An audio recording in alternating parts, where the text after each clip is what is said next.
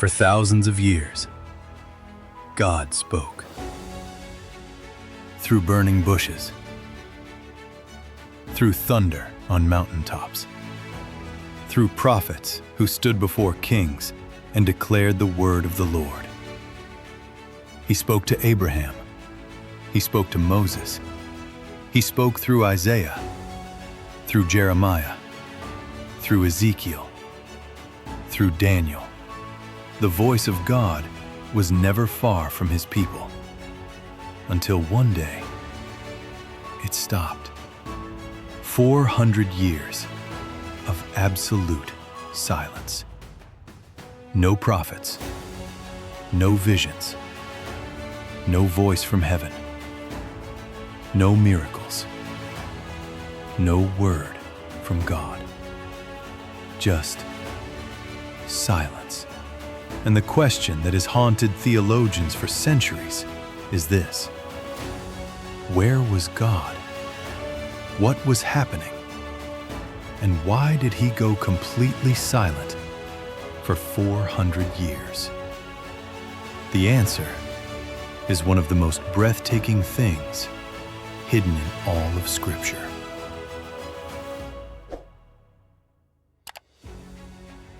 The last prophet to speak before the silence was a man named Malachi. His name means "my messenger," and the final words he delivered from God were not words of comfort. They were a warning and a promise. Malachi chapter 4, verses 5 and 6.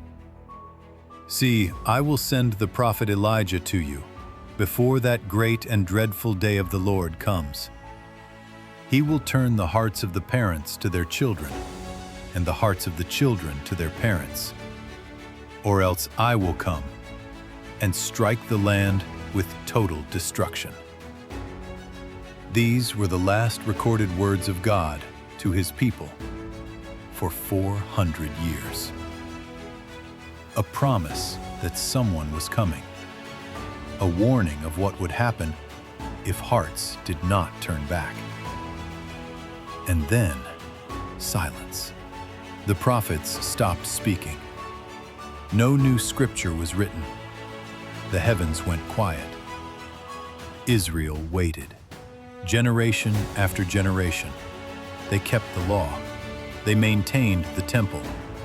They continued their sacrifices.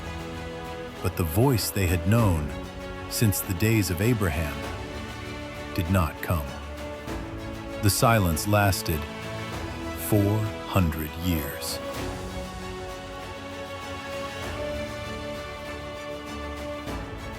The question is, why? And the answer begins with a prophet who had already seen everything. Before the silence even began, God had already shown a prophet exactly what was going to happen during it. His name was Daniel, and what God revealed to him is one of the most precise and verifiable prophecies in all of Scripture. In approximately 550 BC, while Israel was still under the power of the Persian Empire, Daniel was given a vision. He saw a powerful ram standing by a river.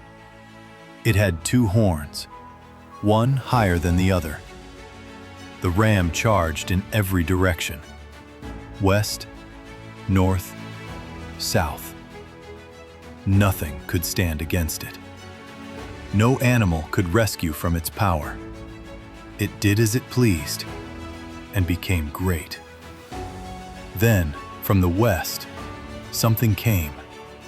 A goat, moving so fast across the earth that its feet barely touched the ground. It charged the ram with furious anger, struck the 2 horns, shattered them. The ram was powerless to stand. The goat knocked it to the ground and trampled it. At the height of its power, the goat's large horn was suddenly broken, and in its place, 4 prominent horns grew up, pointing toward the 4 winds of heaven. Daniel did not understand what he had seen, so the angel explained it to him directly. Daniel chapter 8, verse 20. The 2-horned ram represents the kings of Media and Persia. Verse 21. The shaggy goat is the king of Greece. The large horn between its eyes is the first king. God was telling Daniel, while Persia still ruled the world, that a king was coming from Greece who would destroy Persia completely. A king who would move with such terrifying speed that his feet would barely touch the ground. Then that great king would die at the height of his power, and his kingdom would be divided into 4. Daniel received this vision around 550 BC. Over 200 years later, every single detail came true.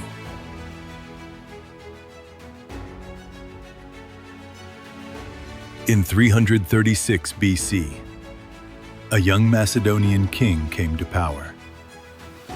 He was 20 years old. His name was Alexander.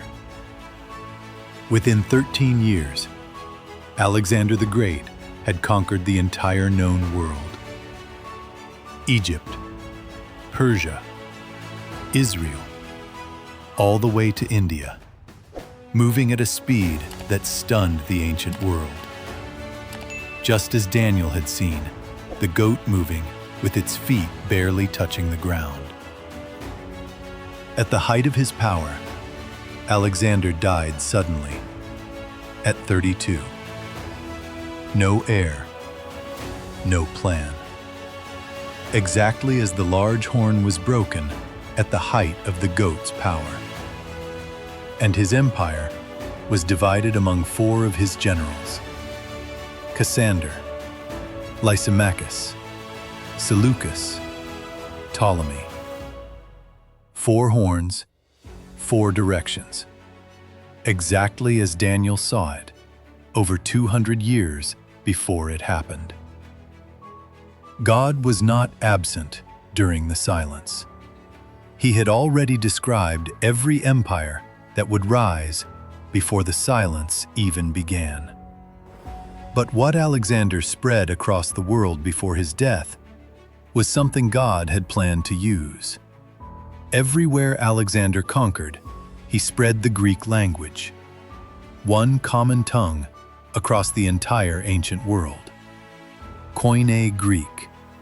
And when the gospel of Jesus Christ exploded across that same world centuries later, it would be preached in that same language. And every nation would understand it. The silence was not ignorance. It was a plan already written, and a world already being prepared.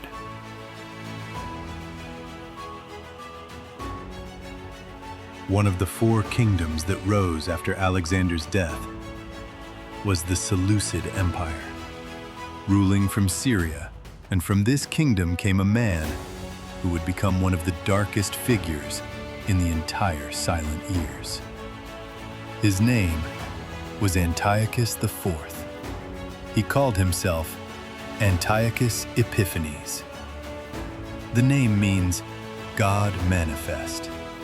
He believed he was a god walking on earth. In 167 BC, Antiochus marched his army into Jerusalem. He walked into the temple of God. He entered the Holy of Holies, the most sacred space on earth, the place where only the high priest could enter once a year on the Day of Atonement. Antiochus walked in, and then he did something that made the entire Jewish world recoil in horror. He erected an altar to Zeus inside the temple of God. And on that altar, he sacrificed a pig, an unclean animal offered to a pagan god. On the altar were the sacrifices to the God of Abraham had burned for centuries. This was what the prophet Daniel called the abomination of desolation. Even this, God had seen coming. But Antiochus was not finished. He made it a crime, punishable by death, to observe Jewish law, to keep the Sabbath, to circumcise a son. Mothers who had their sons circumcised were executed. Their dead infants hung around their necks. The scrolls of Scripture were burned. God's people were being destroyed for practicing the faith of God. And heaven remained silent. For those living through it, it must have felt like abandonment. It must have felt like God had forgotten his people entirely. But he had not. He was waiting for the right moment. And it was almost here. In a small town called Modin, there lived a Jewish priest named Matthias. When the soldiers of Antiochus arrived in his town, demanding that the Jewish people offer sacrifices to pagan gods, Matthias refused. He and his 5 sons fled into the wilderness, and from the hills of Judea, they launched a revolt that should have been impossible. His son Judah took command. They called him Judah Maccabee, the Hammer. A small band of Jewish fighters, armed with little more than their faith, took on one of the most powerful armies in the ancient world. And against every reasonable expectation, they won. In 164 BC, Judah Maccabee and his fighters recaptured Jerusalem. They entered the desecrated temple. They tore down the altar to Zeus. They cleansed the sanctuary, and they rededicated the temple of God. That rededication is still celebrated by Jewish people around the world today. It is called Hanukkah, the Festival of Lights. God had not spoken, but he had moved. He had raised up a hammer and 5 sons from a single priestly family and used them to protect his people and preserve his temple until the appointed time. The silence was not absence. It never was.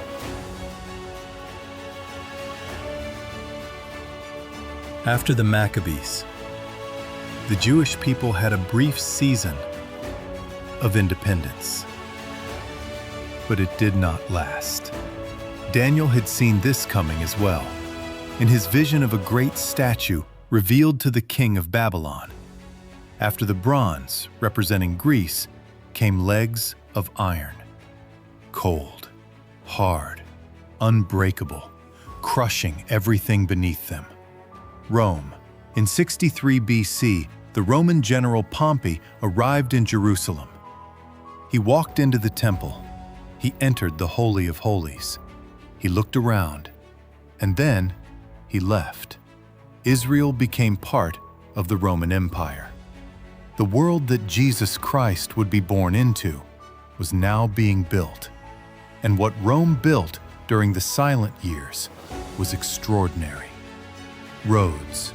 Over 50,000 miles of roads connecting every corner of the empire, from Britain to Egypt, from Spain to Syria. These roads were built for Roman soldiers, but God had another use for them. Because within decades of Jesus returning to heaven, his followers would walk those same Roman roads into every corner of the known world, carrying the gospel. The Roman peace kept the roads safe for travel. The Greek language made the message understood everywhere. The Jewish synagogues scattered across every city gave the apostles a place to begin preaching in every town they entered.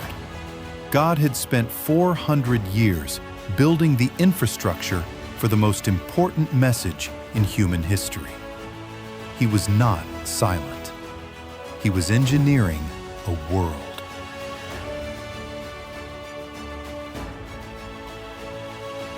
400 years after Malachi spoke his final words, the silence ended. Not with thunder, not with an earthquake, not with fire on a mountain. It ended quietly in a temple in Jerusalem. A priest named Zechariah was burning incense at the altar when something appeared beside him.